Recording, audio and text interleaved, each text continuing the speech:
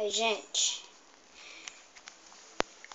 esse vídeo eu tô fazendo pra mostrar como arquear a sua miniatura de caminhão. Aqui. Primeira coisa, se você tiver, use uma régua de ferro. Aqui.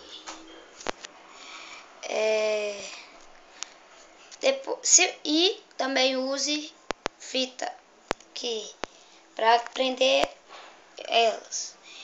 Primeira coisa é você fazer dois pedaços. Dobre as réguas no meio, depois faça ela uma ponta, como essa aqui, ó. Aqui. Vocês podem ver, eu coloquei num buraquinho que tem aqui.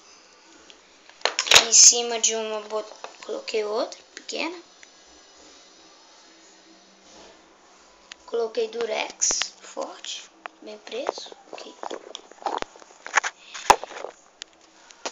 Depois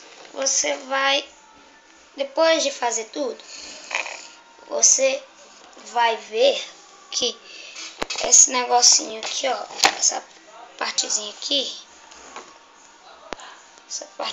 ó, que eu estou apontando, essa daqui que tem essa daqui que tem que parece que deixa o chassi preso com as rodas traseiras.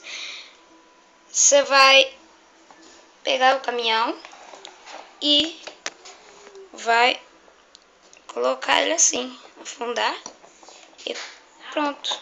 Se ele tiver errado, é só você consertar direito. Pronto.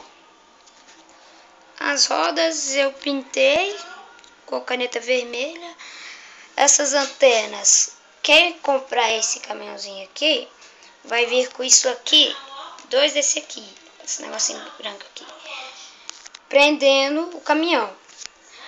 Aí quando a pessoa quiser,